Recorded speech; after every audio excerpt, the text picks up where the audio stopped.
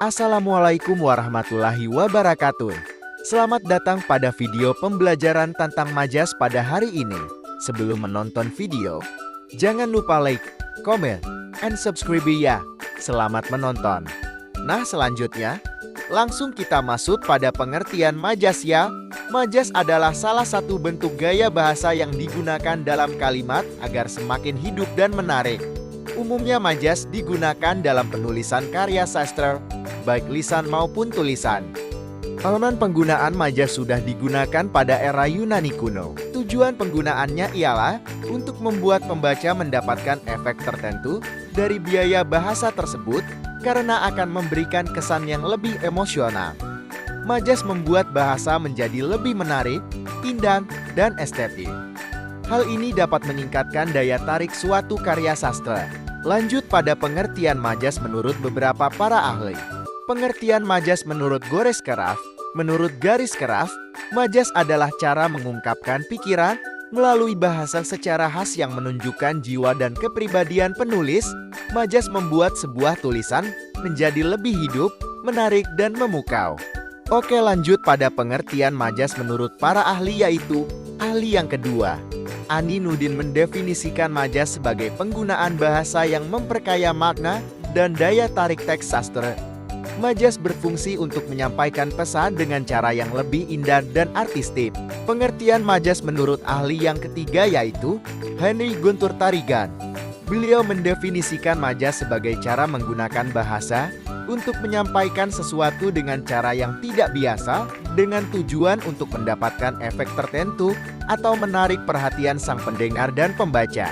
Masuk pada fungsi majas. Salah satu fungsi dari majas adalah membangun sebuah kesenangan.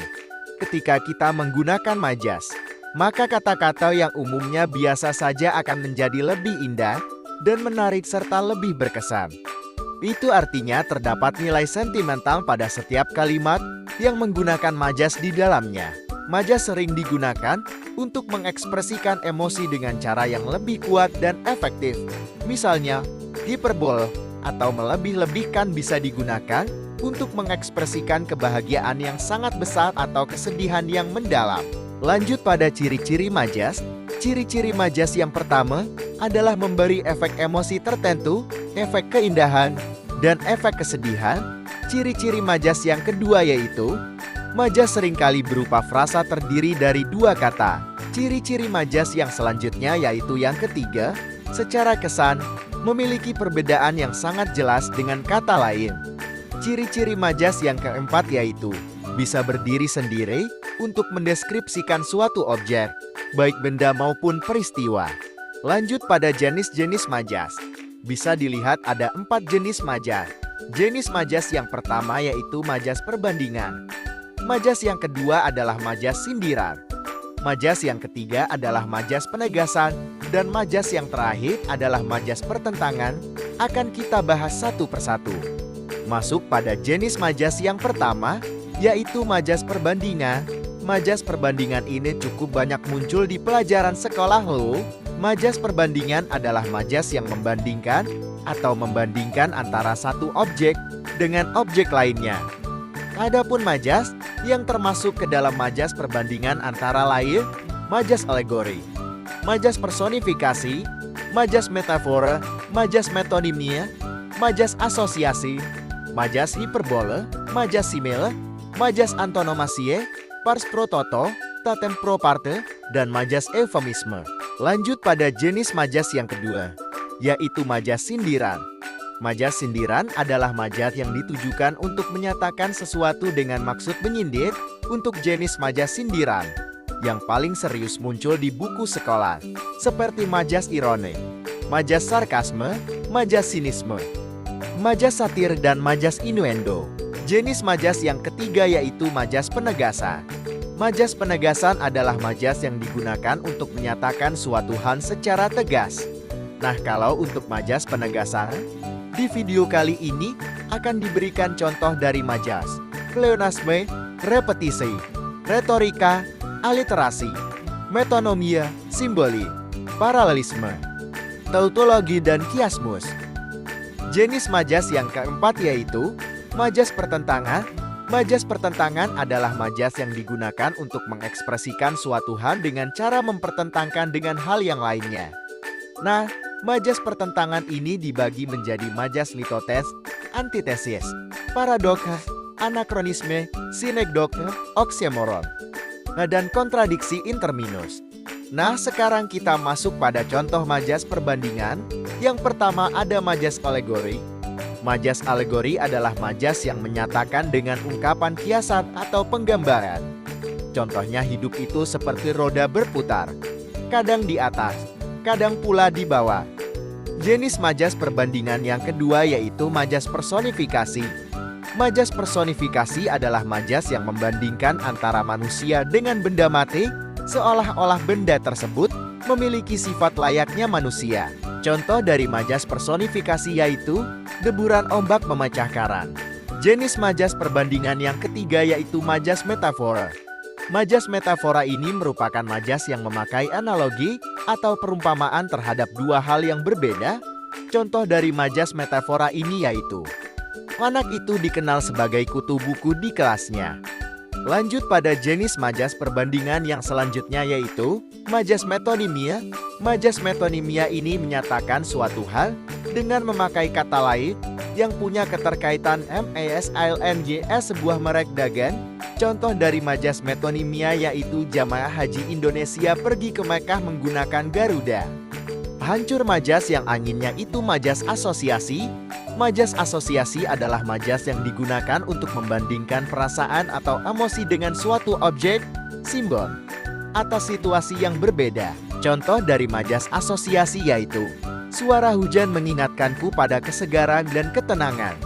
Majas yang selanjutnya adalah majas hiperbola. Maju hiperbola adalah majas yang menggunakan ungkapan yang berlebihan dan tidak masuk akal. Contohnya, dentuman itu menggelegar membelah angkasa. Lanjut pada contoh majas sindiran.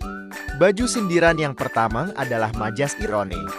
Majas ironi adalah majas sindiran yang digunakan dengan cara menyembunyikan fakta dan mengatakan hal yang sebaliknya. Contohnya adalah suaranya sangat merdu sekali seperti kaset kusut. Contoh majas yang kedua adalah majas sarkasme. Majas sarkasme ini biasa dijadikan sebagai majas sindiran yang kasar. Contoh dari majas sarkasme adalah putih benar wajah kamu, sampai bisa aku sendoki bedaknya. Majas sindiran yang selanjutnya majas sinisme. Makanya sinisme ini bersifat mencemooh atas ide atau pemikiran.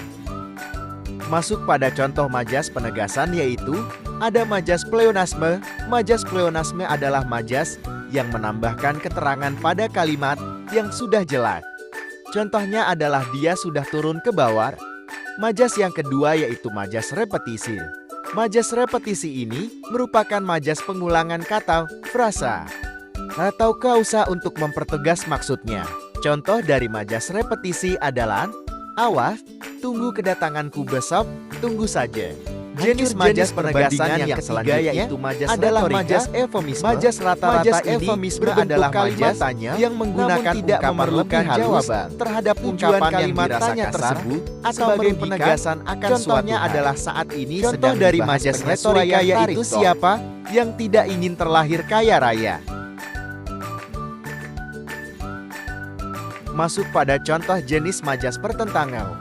Pertama adalah majas litotes. Majas litotes merupakan majas yang menggunakan ungkapan penurunan kualitas untuk merendahkan dia. Contoh majas litotes yaitu, silakan datang ke gubuku yang kumuh. Jenis majas pertentangan yang kedua adalah majas antitesis.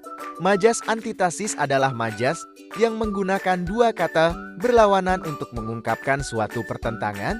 Contoh dari majas antitesis adalah dia adalah cahaya dalam kegelapan, juga bayangan dalam cahaya. Nah, kesimpulan pada materi kita hari ini yaitu, majas adalah gaya bahasa yang digunakan untuk memberikan efek khusus, memperindah kalimat, atau menekankan makna tertentu, terdiri dari berbagai jenis seperti perbandingan pertentangan, penegasan, dan sindiran. Majas sering digunakan dalam karya sastra untuk memperkaya teks dan mengubah emosi pembaca. Memahami majas membantu menangkap makna tersirat dan meningkatkan keterampilan berbahasa. Sekian video pembelajaran pada kali ini. Semoga bermanfaat untuk kita semua.